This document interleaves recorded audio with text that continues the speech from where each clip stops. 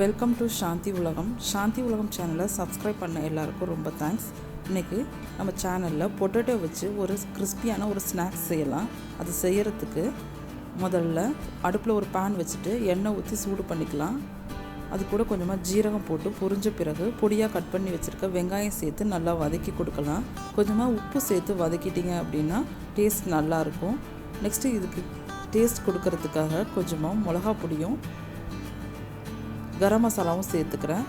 நீங்கள் அதுக்கு பதிலாக கொஞ்சமாக சில்லி ஃப்ளேக்ஸ் சேர்த்துக்கோங்க, அதுவும் டேஸ்ட் நல்லா தான் இருக்கும்.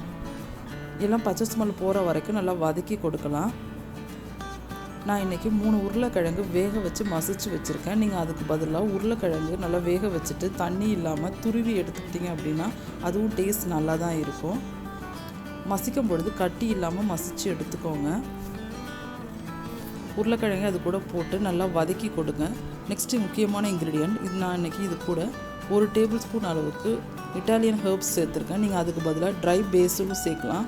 அப்படி அதுவும் சேர்க்கல அப்படின்னா கொஞ்சமாக கொத்தமல்லி இலை சேர்த்துக்கோங்க. எல்லாத்தையும் சேர்த்து நல்லா வதக்கி கொடுங்க. நெக்ஸ்ட்டு இது கூடவே பொடி பண்ணி வச்சுருக்க கார்ன்ஃப்ளேக்ஸ் சேர்த்துருக்கேன். இது சேர்க்கும் போது நல்லா பைண்டிங் ஆகி வரும், டேஸ்ட்டும் நல்லாயிருக்கும். அதையும் சேர்த்து நல்லா வதக்கி கொடுத்துட்டு அடுப்பு மீடியம் ஃப்ளேமில் வச்சுட்டு நல்லா வதக்கி கொடுங்க. இது ஆறின பிறகு நம்ம இதை உருண்டை பிடிச்சி எடுத்துக்கலாம். உருண்டை பிடிச்சிக்கலாம், இல்லை ரோல் மாதிரியும் செஞ்சுக்கலாம், உங்களுக்கு பிடிச்ச மாதிரி செஞ்சுக்கலாம். நான் இன்றைக்கி உருண்டையும் பிடிச்சிருக்கேன், ஒரு ரோல் மாதிரியும் செஞ்சுருக்கேன். அது பிடிக்கும் பொழுது உருண்டை பிடிக்க வரல அப்படின்னா அது கூடவே கொஞ்சமாக பிரெட் க்ரம்ஸ் சேர்த்துக்கோங்க. நான் இன்றைக்கி சேர்க்கல, எனக்கு நல்லாவே வந்துச்சு.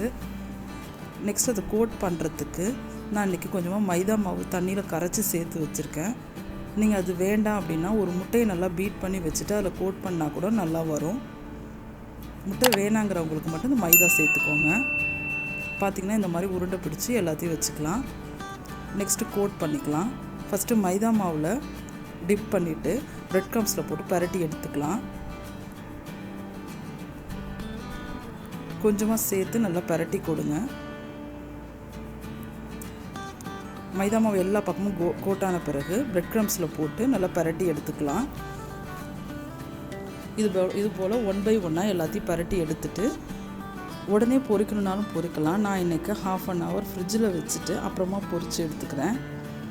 நீங்கள் இதை மதியம் செஞ்சிட்டிங்க அப்படின்னா ஈவினிங் டக்குன்னு பொரித்து எடுத்து கொடுக்கலாம். ரொம்ப டேஸ்டான ஈவினிங் ஸ்நாக்ஸாக இருக்கும்.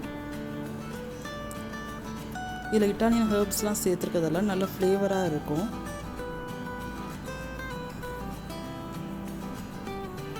எல்லா பக்கமும் கோட் ஆகிடுச்சு. நெக்ஸ்ட்டு பிளேட்டில் ட்ரான்ஸ்ஃபர் பண்ணிக்கலாம்.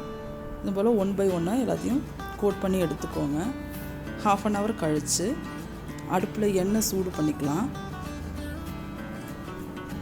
எண்ணெய் ஒரு மீடியம் ஹீட்டில் இருக்கணும். ரொம்ப ஹீட்டாக இருந்தாலும் சீக்கிரம் வெளியில் செவந்து வந்துடும்.